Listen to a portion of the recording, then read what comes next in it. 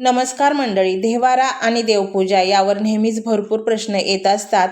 तर चला चर्चेला सुरुवात करूया. बघा, प्रश्न असाही येतो, देवांच्या मूर्ती स्वच्छ करण्यासाठी नेमकं काय वापरावं जेणेकरून देवांचे पावित्र्य टिकून, मूर्ती असतील किंवा टाक असतील आपल्या देवघरामध्ये तर त्यांचं पावित्र्य टिकून राहील. केमिकल किंवा केमिकलयुक्त पावडर न वापरता आपल्याला काय करायचं आहे, एक घरगुती उटणं त्यासाठी बनवून घ्यायचं आहे. उटणं बनवण्यासाठी आपल्याला लागेल बेसन पीठ.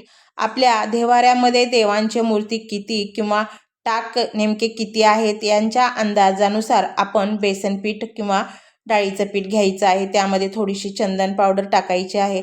आपल्याकडे उपलब्ध नसेल तर बेसनामध्ये 1 चम्मचभर हळद आणि 1-2 लिंबांचा रस टाकायचा. थोडंसं पाणी टाकायचं आणि उटणं बनवून ते उटणं आपण देवांच्या मूर्तींना किंवा टाकांना लावून त्या मूर्ती स्वच्छ पाण्याने आपण धुवून घेऊ शकतो. आणि त्यानंतर पुन्हा आपल्याला जर वाटत असेल की देवांना आपण अभिषेकसुद्धा करायला हवा, तर दुधाचा किंवा पंचामृताचा अभिषेक करायचा आणि पुन्हा एकदा देवी देवतांचे स्वच्छ पाण्याने स्नान घालून घ्यायचे. त्यानंतर आपण आपल्या देवी देवतांना देवघरामध्ये स्थापन करू शकतो.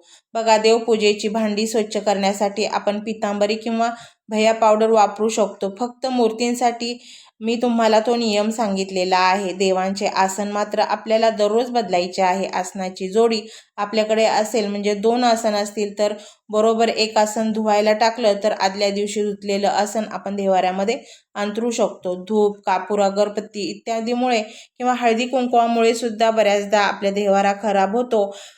देवाऱ्यामध्ये काजळी तयार होत असते, काळपटपणा येत असतो. त्याचबरोबर हळदी कुंकवाचे डाग सुद्धा बऱ्याच वेळा निघत नाही. त्यामुळे आपला देवारा एक प्रकारे चिकटसर होत राहतो. तर आपल्याला काय करायचं आहे, वेळोवेळी म्हणजे साधारणतः 2-3 दिवसांनी किंवा एका आठवड्याला देवघर स्वच्छ करायचे आहे, म्हणजे आपल्याला प्रसन्न वाटेल.